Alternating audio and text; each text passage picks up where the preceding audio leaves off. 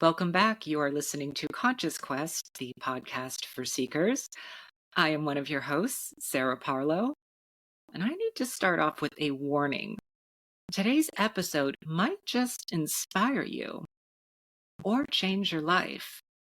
Let me explain. When it comes to all the great people throughout history, they all had one thing in common. They were visionaries. Vision is what enables us to look past the mundane and to imagine what could be. My next guest truly embodies visionary in every sense of the word, and her medium is Hollywood. We are going to find out from her what it takes to be visionary, and we might just give you the tools to step out of your own limitations and to get a taste of greatness yourself. Stay with us. Welcome to Conscious Quest, the LA-based podcast where we aim to stay conscious about everything current. And I am here with Rain Valdez, who is an actress, writer, director, and out and proud Filipino transgender woman, most notably of the 2022 GLAAD-listed script Relive, Ryan's, Hexed, and the series Razor Tongue. Rain's unique writing and performance on Razor Tongue earned her a Primetime Emmy nomination for Outstanding Actress in a Short-Form Comedy or Drama Series, and a Special Recognition GLAAD Award. Her writing, directing, and performance in the rom-com film Ryan's earned her a Best North American Short Film Award at Out South Queer Film Festival, and Hexed earned her 3 nominations for Best Director, Best Actress, and Best Short at the Madrid International Film Festival. She recently starred in Amazon's Sneaky Pete opposite Margot Martindale, Why Women Kill, and Law and Order SVU. Rain also brings the iconic comic book character Alicia Yeoh to life in the animated series Harley Quinn, which showcases her versatility and undeniable talent. Welcome, visionary actress Rain Valdez. Thank you for being here on Conscious. Hi, how are you? I'm doing Oh my great. God, thank you for having me and thanks for that wonderful intro. Thank you. Always a pleasure. And for those of you who don't know, I've been a friend of Rain's for about 6 years. She's always been a source of inspiration. I cannot tell you how she leads by example in our community, not only for people who are trans, but anyone in the film industry. And so it's just really a pleasure to have her here. Besides your wonderful resume that we started with, what else would you like people to know about you, Rain? Oh gosh. No pressure. I love I love animals. I love my little Hudson. I'm a dog mom. I realized that I actually love traveling. So much more than I thought that I would. I was able to travel in the past year and a half. I think I've been to Spain, Portugal, Guam, the Philippines, I grew up on Guam, and I'm from the Philippines, but I hadn't visited in so long. And then this summer I was in Mexico.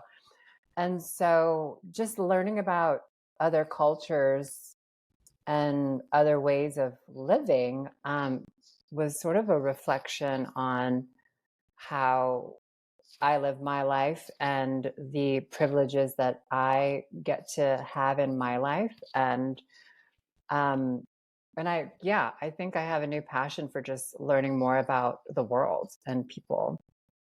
And what I love about you is you bring your life experience into your work. And you are this multi-hyphenate who not only does the acting thing, but directs, is a filmmaker, is a writer. And so I know that whatever you're absorbing in the world, we'll see in your art. And that truly is the purpose of art.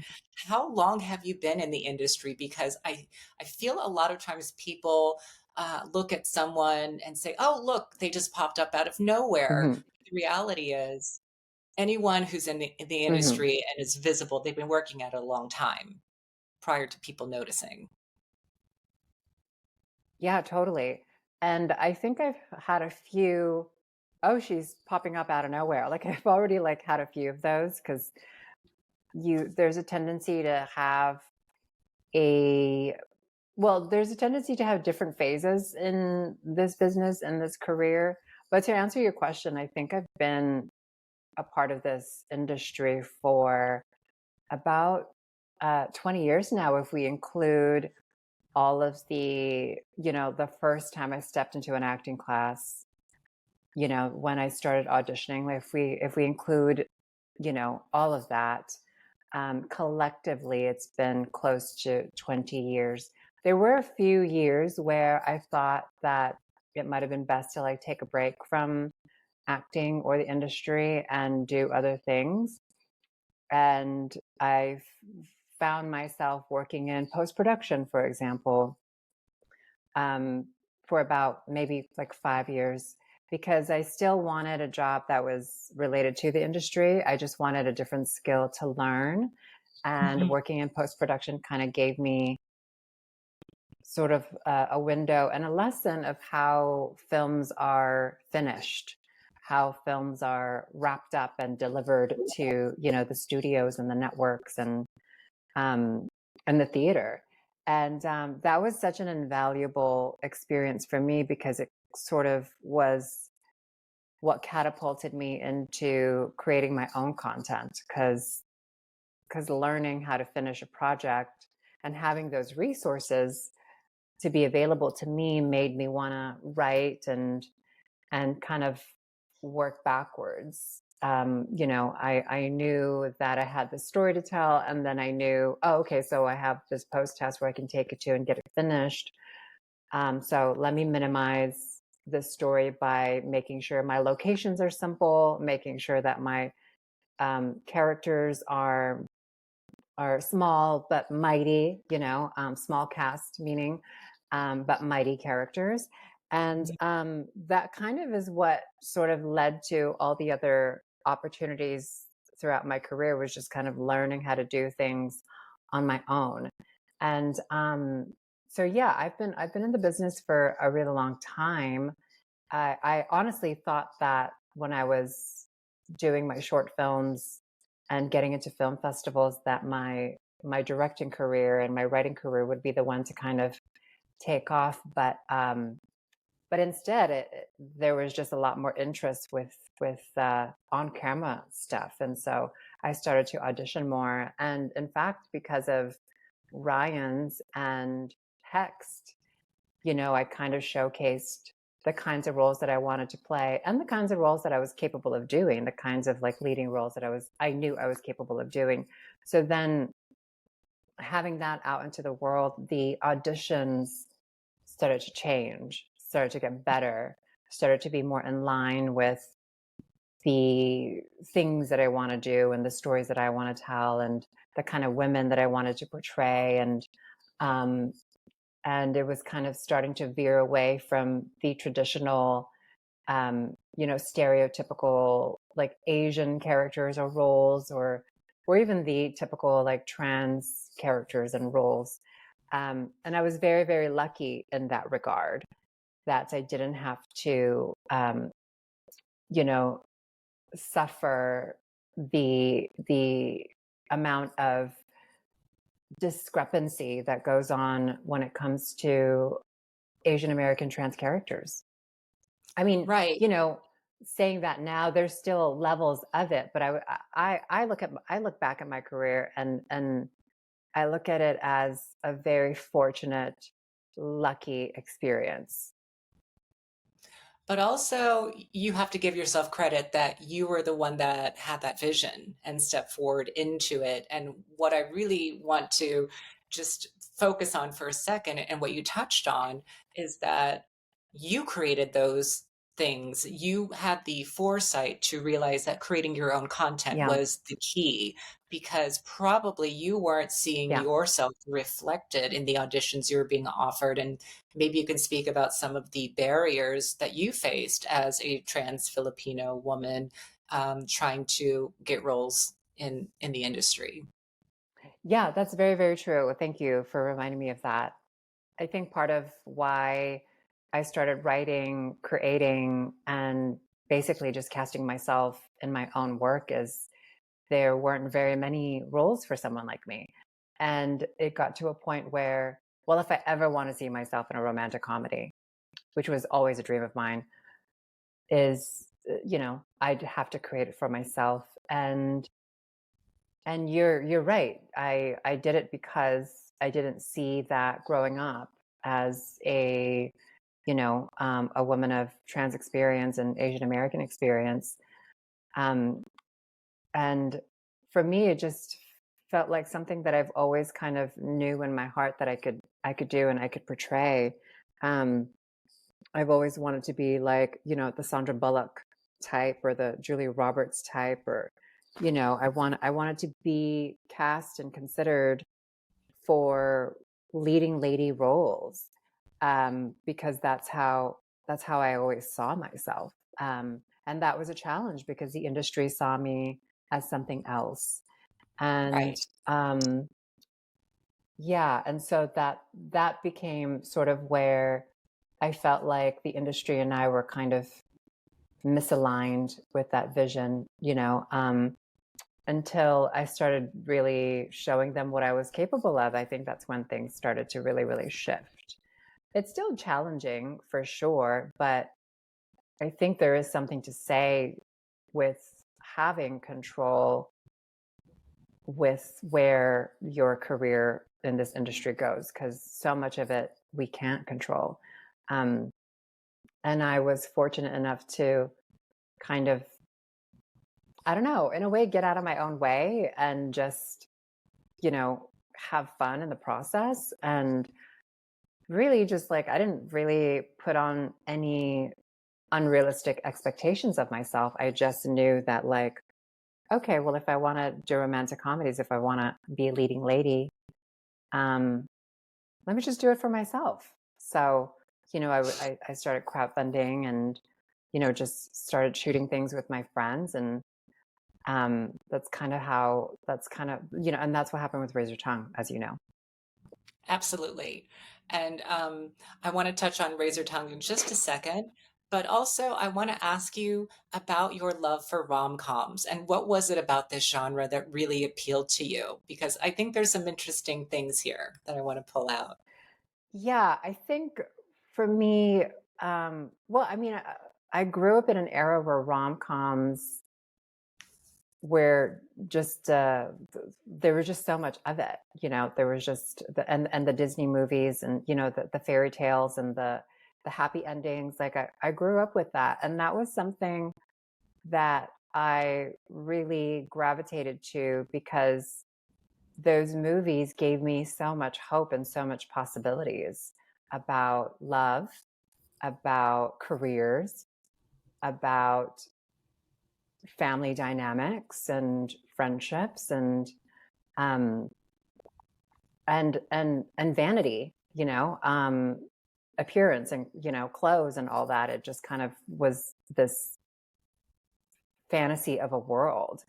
But because there was so much of it, and because they were most of them were very strong women, I saw myself in them. I saw Mhm. myself in them, even though they weren't trans, even though they weren't, um, uh, Asian American. I saw myself in some of those stories, particularly because a lot of it had a lot to do with identity, uh, and that was something that is universal. It's a universal emotion when someone's struggling with identity or trying to figure out who they are. And you're watching these romantic comedies, and these women are trying to figure out who they are and how they fit in the world, and how to get the guy and all that. Um, there's always some sort of lesson or some sort of transformation into becoming the woman that they always saw themselves, or they learn something about who they used to be and who they really want to become, and how this relationship and this you know um, relationship kind of uh, reflects who they are. And that was something that I felt like, oh, I'm those women. I'm those women because I struggle with my identity and getting people to see me in a certain way. And, and so much of I think my interest in being in a romantic comedy was also just like in the reality of, what I was going through, living on an island, growing up on an island that was, well, that valued, traditional like family units and was also very traditionally religious. Um, there was a limit to, and there was always a limit to how I was able to express myself. Um, and for me, I think when I look at the rom-coms that I grew up watching, it was all about expression. It was all about how these women express to themselves and how they navigate love and how they can get to a point where um, love is possible or a happy ending is possible. And when you're a young trans girl, at least in my family, no one really knew how I would turn out or what that looked like, and that was difficult because it started to really affect what I thought would happen. Mm. But the fantasy and the fairy tale just was this thing that I was able to hang on to for hope, and being able to kind of embody that identity allowed me to move a little bit more freely in the world, if that makes any sense at all. It does. And also, I remember hearing you say in an interview once that the cultural impact of rom-coms is that it kind of portrays who is worthy of being loved in a way. Do you still feel this way? Do you still agree with that? And was that part of your motivation or attraction to rom-com as a Yeah. genre? Yeah, I think I said rom-coms are propaganda for those who get to be loved. Mm. Um, I uh, I do believe that to still be true, and I think at the time, you know, um, as we were becoming more visible in mainstream media, which is not that long ago, like maybe 10 years ago, we as trans performers became so politicized. And, I think about, as a writer, I always think about like the hero's journey and all the other genres that we have, um, to entertain people or to entertain ourselves.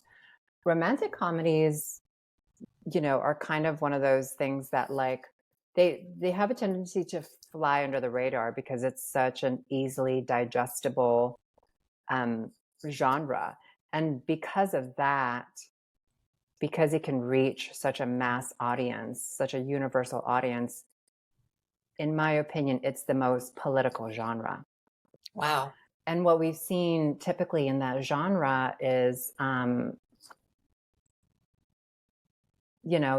these um, white people, cisgender, heteronormative couples navigating relationships and love and money and fashion. And we were constantly telling the world that these are the people that deserve to be centered, that deserve to have privileges, and that deserve to be loved in the world and deserve to have um, their love professed to them, on the mountaintops, with how rom-coms are with the plot points and the hijinks and the grand gestures and the counter grand gestures, right? So we've basically, for the history of filmmaking, just been constantly telling the world that these are the people who deserve those things, who deserve grand gestures and the counter grand gestures and deserve a happy ending. And more often than not, they were all very white and moneyed and privileged and cisgender and heterosexual.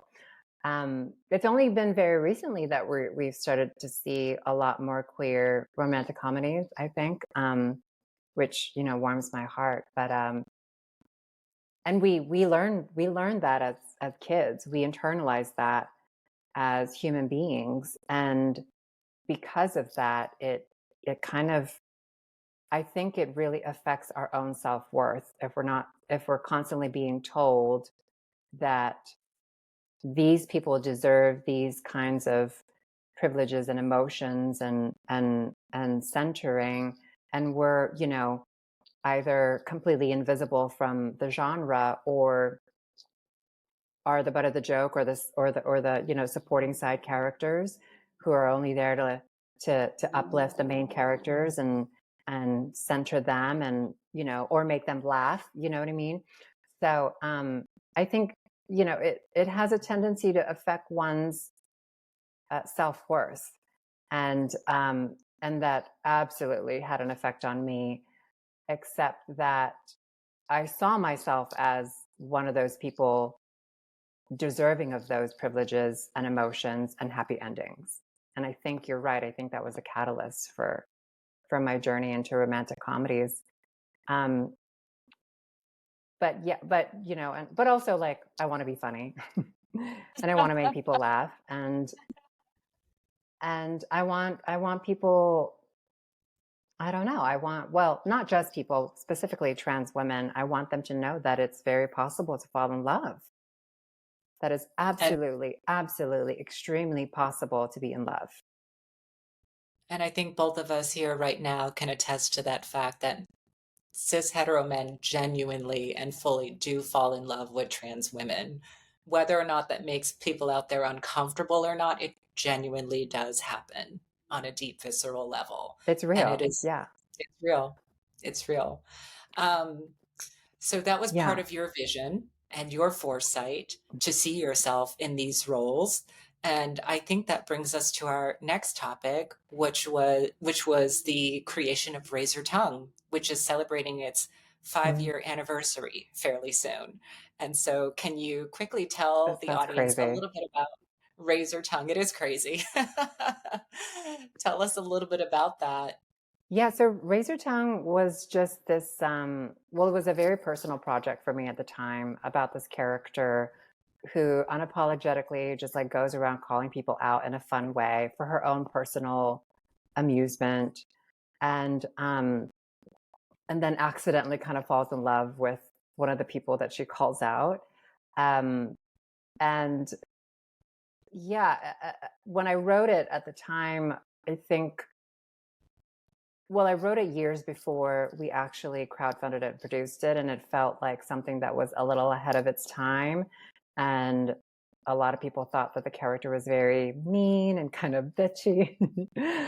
But then, yeah, but then when the hashtag Me Too movement happened, I started, kind of interrogating my own complacency in some of the situations that I found myself in, and how I've participated in, you know, in some of those situations, or just, you know, how just kind of interrogating how I could have been responsible versus someone who was a victim of circumstance, and that empowered me to kind of revive that character and turn it into something that could be really powerful.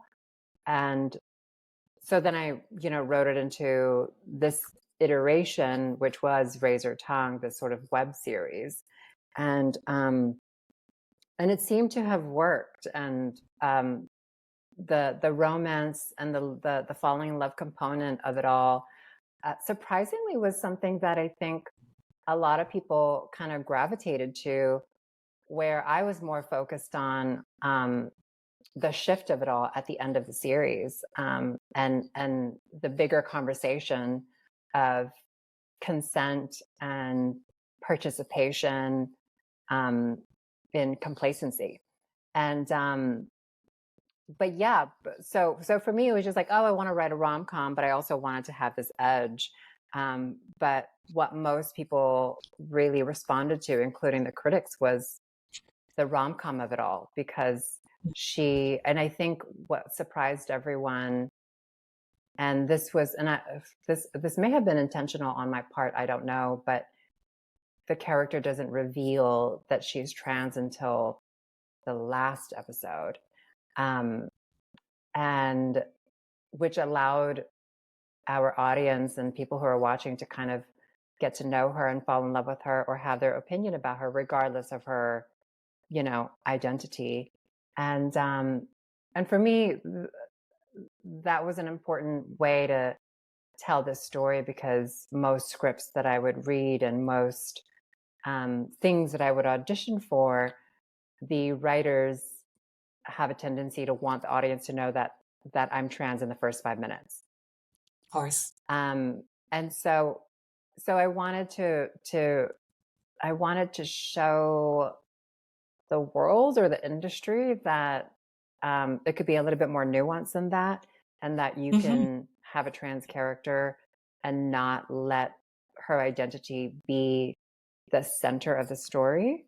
And I think that's why Razor Tongue kind of, became what it is because it was just so different. It was just so different from what was out there in terms of representation. And I got to do it with my friends. You were a part of it.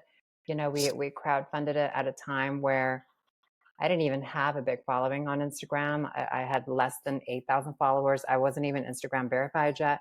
And so the fact that we were able to accomplish so much, during that time when I was still kind of making a name for myself, is, I don't know, I look back at that and I'm just kind of like, wow, what an experience that was, Truly is. And the beautiful part about the way that you divulged in the script itself that you were trans is that it was kind of a throwaway. There was not a lot of focus on the fact that you were trans. It was just sort of like an aside, if you will. And it wasn't a transitional storyline. It was just like a throwaway. And I thought that was really powerful, as if this is just a fact, like, I'm a brunette or whatever. And I think audience needed to see that way, that we can be so many other things than this monolith of transition. Yeah. So this worked out well for you. You got an Emmy nomination for your performance. And I'm going to take just a moment. We're going to cut to the episode that got you the nomination real quick. Take a look, everyone. Oh. Great. Here's my cart. My assistant will show you out.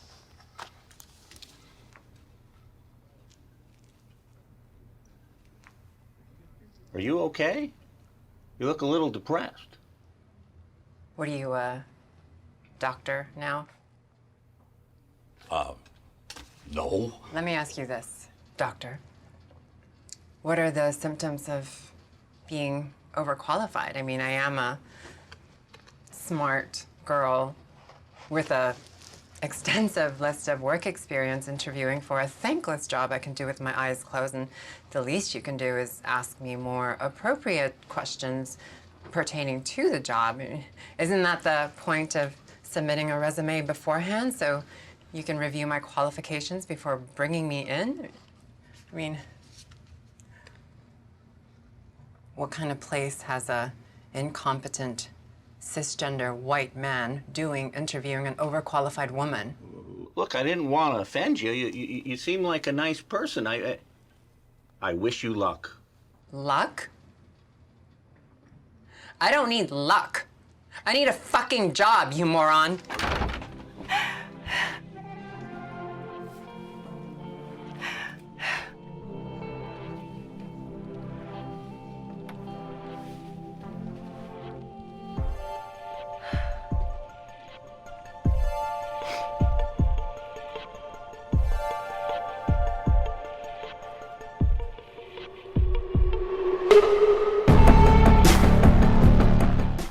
incredible performance, Rain.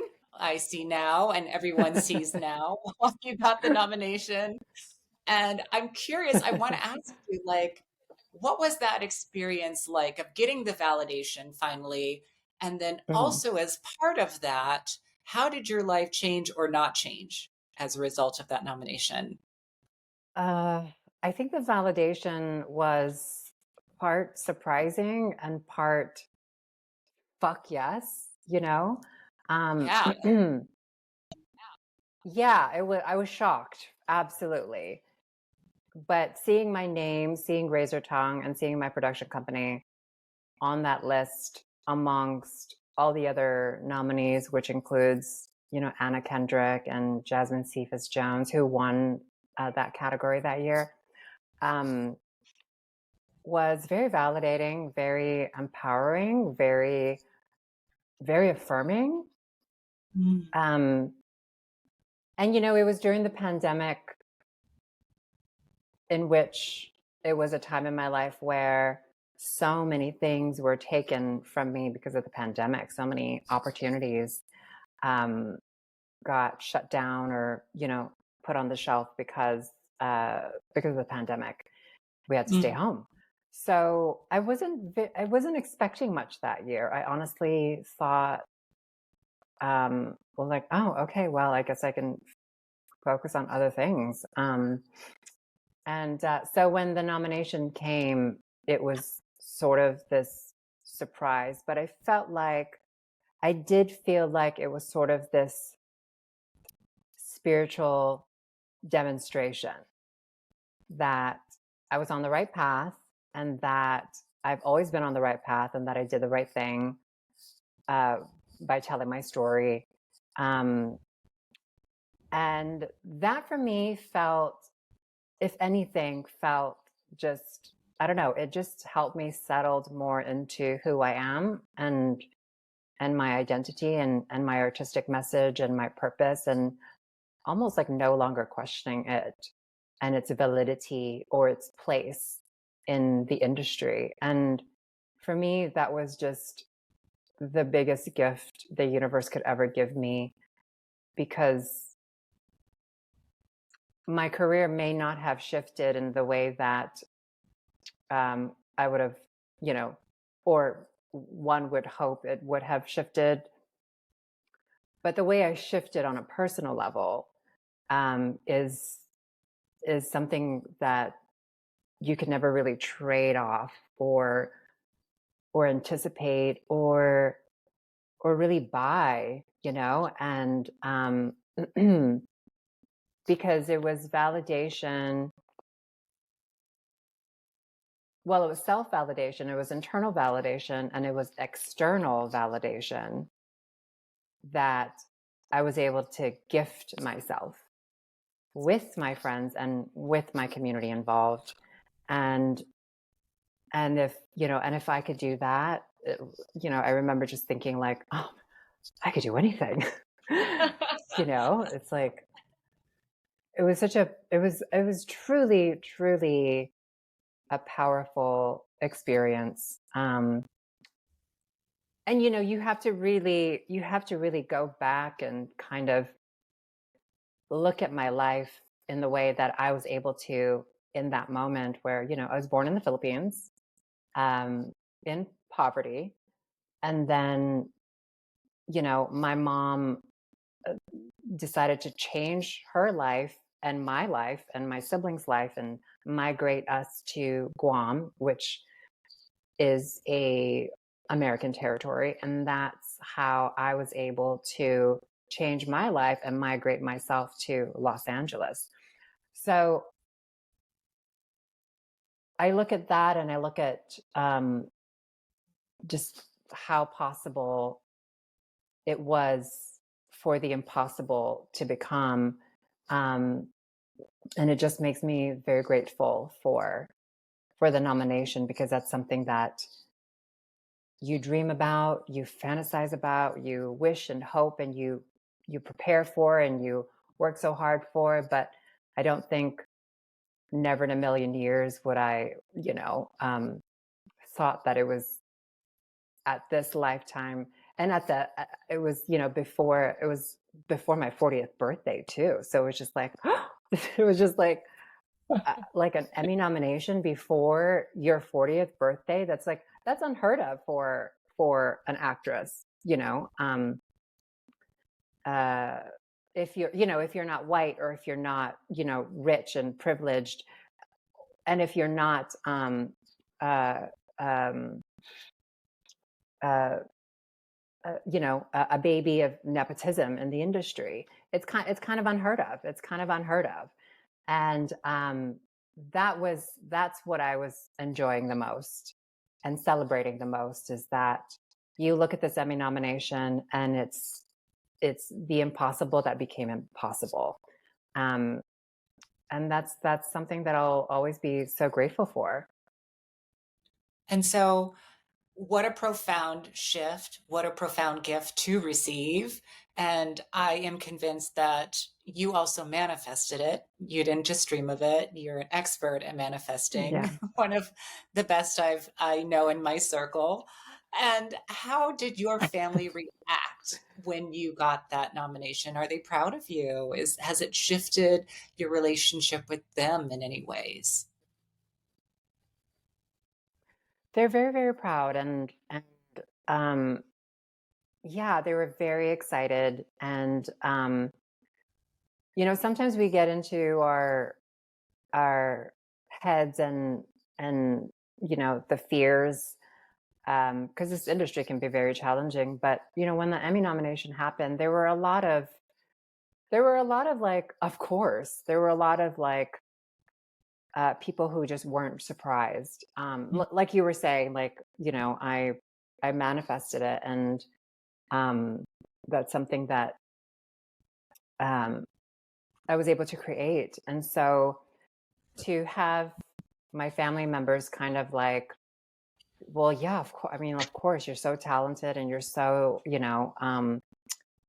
positive and beautiful. It's like, it's to hear them say that I deserve it and beyond, um, was really exciting, because, I mean, that's kind of, I think that's where, I mean, if I'm really honest, I think I became, one of the reasons why I became an actor is I wanted to be validated by the world. And I knew I had stories to tell. I knew that I have a voice. I knew I have a very specific artistic message, but I also wanted that validation from my family, who, growing up just didn't know what to do with me or what to make of me.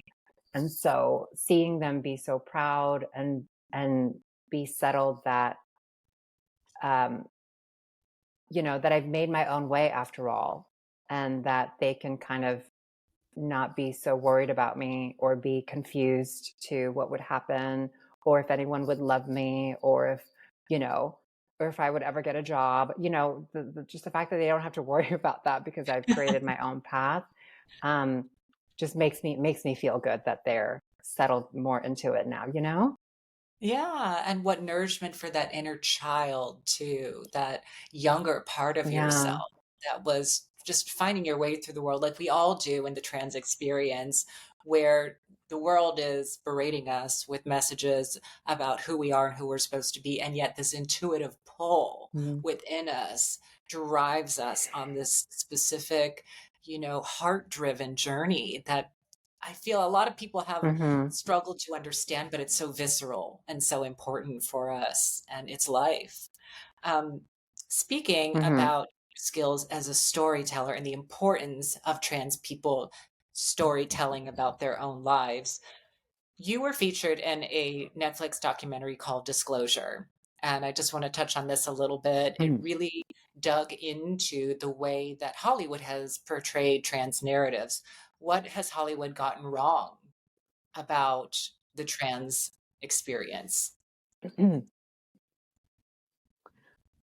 Well, I mean, just the obsession and the focus on our transition and our, uh, struggle, um, and genitals just kind of, it's like, you know, it's like, wow, it proves that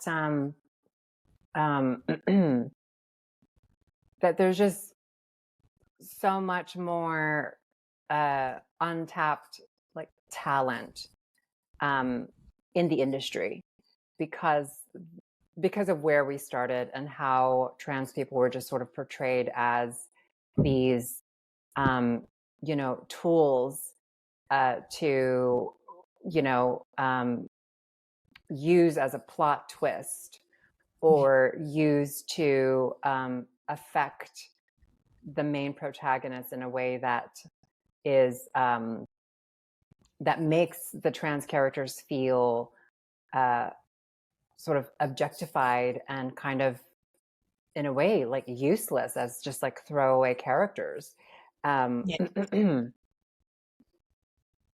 You know, it's there's just so much untapped talent, untapped voices that I felt, you know, when I look back at Disclosure and I look back at all those examples that were used in Disclosure, how limiting the creativity and the minds have been for decades and decades.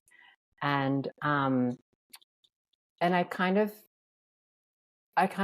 feel sorry for the industry in a way, but I also feel like the industry has an opportunity to really change its legacy on trans stories. Like what you know, if we're looking at Hollywood as a whole, like what's the legacy? What is Hollywood's, what would they want their legacy to be when it comes to trans storytelling? And because so far it hasn't been great. And I think we have such an opportunity to really change that and make it authentic and make it and prove that it's not a monolithic community or story, that there are other stories that we can tell and dive into, and that it's worth seeking those untapped voices and talent to shed light in what those stories can be. Because the possibilities are so limitless at this point when it comes to our experiences and our stories. And, you know, there are a few great shows like La Veneno, which is on HBO Max, that I think is just so wonderfully told. And again, like an untapped voice that someone was able to tap. And like that's just like one example that I think, you know, was able to kind of get through the, you know, the haystack of storytelling and really shine as something very authentic and unique. And I worry sometimes, you know, with this industry, they have a tendency to be like, well, we already did it with Pose and we did it with La Veneno. And, you know, so they have a tendency to kind of sort of settle into this mindset as if they already did it. Mm-hmm. They already told the story. So there's no need to like dive more into it. But that's where I challenged the industry. That's where I was just like, but there's also this story.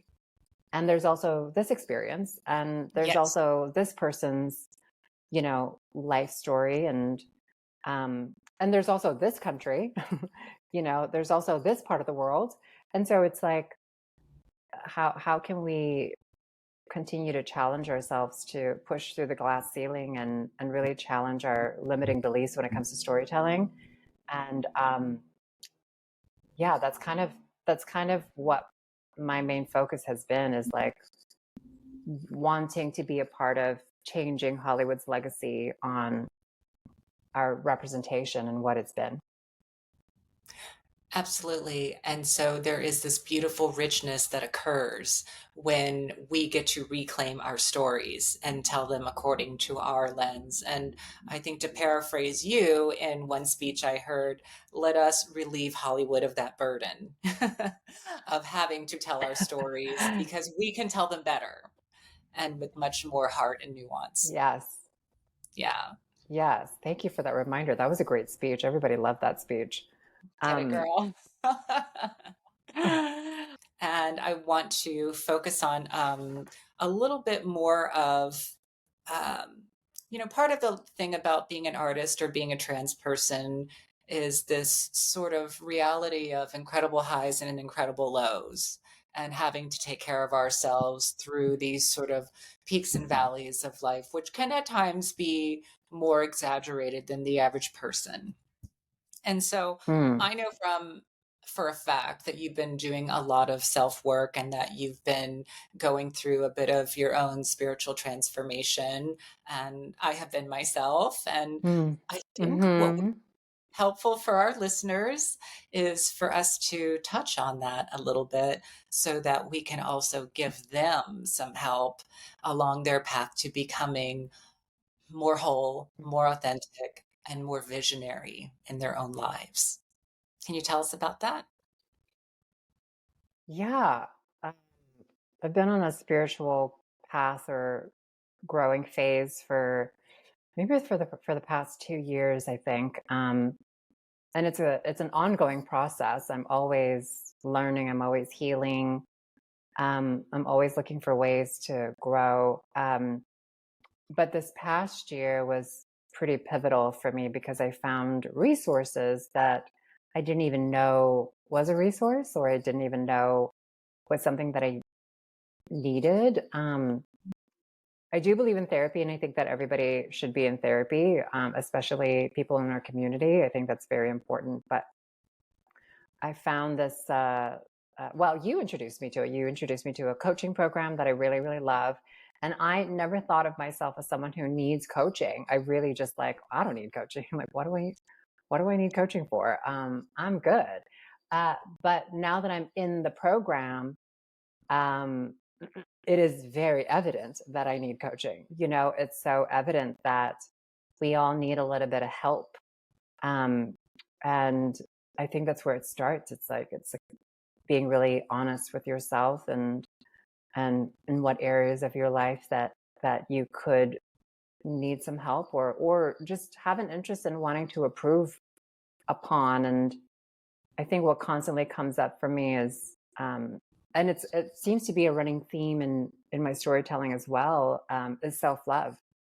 Belle on Razor Tongue talks about self-love, and that's an ongoing theme for me. And it shows in my writing and in my art. um but even you know even though I advocate for it and I talk about it, like I'm constantly learning ways to love myself or take care of myself in the ways um uh that makes a huge difference in my life. And you know I think that we forget to love ourselves in the present moment. And sometimes when I find myself in a challenging situation or a difficult moment, I have to kind of stop everything and sit myself down and ask myself, how can I love myself in this moment? And Right. yeah, and what comes up for me is not all the things that I should be doing. In fact, I learned very quickly that self-love, isn't a to-do list. It's a way of being. And if you just ask yourself what you need in that moment, the right thing to do ends up kind of revealing itself very quickly. Um, and sometimes that's all we need to do. Sometimes we all is just sit ourselves down and do that one thing that's going to make us feel worthy of love and of our own self-love. And what's beautiful about this coaching program is there's actual, like, practical tools to get yourself into that state. They talk about meditation, they talk about self-hypnosis, or guided, meditation or guided, hypnosis therapy. And all of that I'm finding to be very, very helpful because there's just so much noise in the world. Yeah. So much political noise, so much social media noise, Yeah. a lot of opinions, a lot of people judging each other, and a lot of infighting, a lot of bullying. There's just a lot going on in the world right now, and because of the internet and technology, we're receiving so much of it, and without a spiritual practice or without the ability to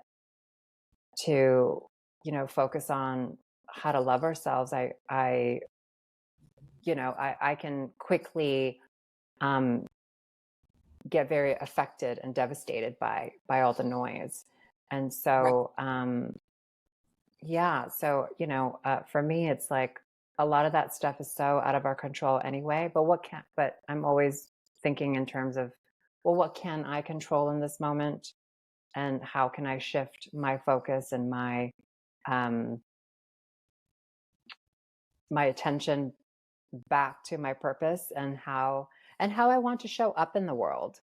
I always go back to Razor Tongue and Ryan's and all the things that I've done, even with like Harley Quinn and Law and Order SVU. I get to show up in the world in ways that inspires people or gets people to think differently about trans people. And so I try and shift my attention to that when I find myself a little too almost affected by the noise, is kind of getting myself to a place where, like, well, how do you okay, Rain, like, how do you want to show up in the world today in this moment? And suddenly I'm in a creative mindset, and and then either I write something or I do something on social media to kind of say what I have to say, or want to inspire other people to continue living their authentic truth, and showing up in a way that feels good for them, and makes other people feel like they're seen and inspired. And really, what I'm hearing you say this whole time, and what you're advising other people to do, is this art of getting quiet with yourself and getting right here and getting into the heart space. And I think what the coaching program has done, in your words, and I know from me, is it's given me these tools in order to sit with myself, to recognize what my key values are, to recognize the places where I need to take more responsibility. You mentioned moving your attention. Where do we hold our attention in the world? Is it on the stress or anxiety, or is it on the creativity and what's coming out of us? And, the other tools that are so important, our subconscious minds are so powerful. It is this programming that is beneath the surface that we're not even aware of, and which can dictate a lot of our beliefs and behaviors. And so if we can learn through self-hypnosis to shift that subconscious awareness and identity, well, then everything becomes possible. And I really do believe that on some level you have recognized this through a lot of your life and shifted that unknowingly. But I'm hearing you say, like, this has been a more directed pathway for you with this program. And I know that's been the case for me. And if anyone is interested, you might want to check out another podcast, the Jim Fortin podcast. And the program we're talking about is TCP, or Transformational Coaching Program. If you are interested in this program and transforming your own life, let me know. I'm actually an ambassador, and you can use my code, all one word, transform your life, in order to sign up for the program. And it is a very powerful shift. And, you have two people right here who are witnesses to what it can do for you. So, I love Rain, a TCP plug. Yes. Rain, I just Mhm. want to highlight just what a powerful leader you are in our community, how you lead by example, and that I have seen how, one other thing I want to point out is you also taught acting classes for what, three, Mhm. 4 years now? Um, 5 and years. 5 years. For 5 years, she's Yeah. had Isn't so that many incredible crazy? students, so crazy. And these students have gone on to have parts in various incredible productions on TV and such and film. And she really coined, I felt, this idea of creating your content as a pathway, as a valid pathway to create your name and create the destiny you want in the film industry. And I'm wondering if you have any calls to action for our listeners, as you being this person who has, given a lot of yourself, has created a template Mm. of possibility. What would you Mm. recommend to our listeners and to anybody? I very good question. I think I think it I think it's definitely worth just being in therapy or being a part of a community that sees you for who you are and validates you. Community is a huge part of my success, I believe. And, I wouldn't have been able to create Razor Tongue without so many people who really believed in me. Um, and so yeah, so showing up for your community in a way that is meaningful for you is really important. I try not to be a victim of my circumstances. I love more than anything to be the creator of my life experiences. And so when I think of it that way, yes, when I think of it that way, and that's how I was able to create Razor Tongue and start my acting class, which has been going on for 5 years. It's an LGBTQ centered, affirming, acting class where we get to be the majority and really allow ourselves a safe space to get uncomfortable, but also practice on our craft in a way that maybe other acting spaces may not necessarily allow. We kind of, you know, um, it's inherently there because we're all a part of the same community. Um, and I'm at a point where okay, well, cool. What else can I create? Like I'm trying to think bigger. I'm trying to um, expand my reach, and but I think that would be my call to action, or my advice is think about how you want to show up in the world, and then create a space, or just you know create a pathway, and start being really honest about what that is, and the more specific you get about it, the more things kind of just starts to reveal itself to you and open up to you as the pathway. And that's sort of how a lot of things in my life kind of happened. I was just like, okay, I want this, and I don't know how I'm going to do it, but if I just focus more on what I'm committed to create, the how of it all just kind of has a tendency to kind of work itself out. Um, and so, that I think it's it's such an important thing for our community, because we have a tendency to walk into spaces and then suddenly find ourselves feeling like we don't belong. and that's been a running theme in our community, is not having a sense of belonging in certain spaces. And I'm always trying to shift my way of thinking of, okay, well, how can I belong here? What can I do to create more sense of belonging for myself and my community? And then that's when the ideas just starts to kind of come in and out. And then suddenly I have a acting class that's been going on for 5 years. You know what I mean? So it's just like, I think that's where I would start if I was looking to change my life. If I was listening to this podcast and was wanting to make a shift, is like I would start thinking about how I would want to show up in the world.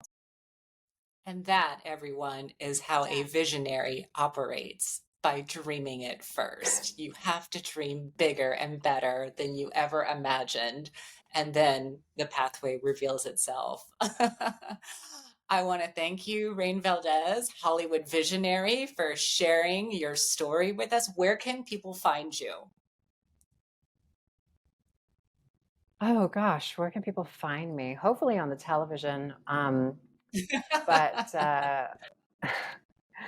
but you can definitely, I'm on Instagram. That's like my favorite social media app, which is at Rain Valdez. And and that's also at Rain Valdez. That's also my website, rainvaldez.com. Perfect. Everybody, please check out Rain. Keep an eye on her. She is rising as we speak, and so excited for this and every part of your future. And thank you so much for being here. Everyone, we will see you next time. If you feel so inclined, it really helps us if you can leave a 5-star review on Apple Podcasts. It really helps with the algorithm to get us seen and noticed. And until next time, everyone, stay conscious. Stay conscious. I love that.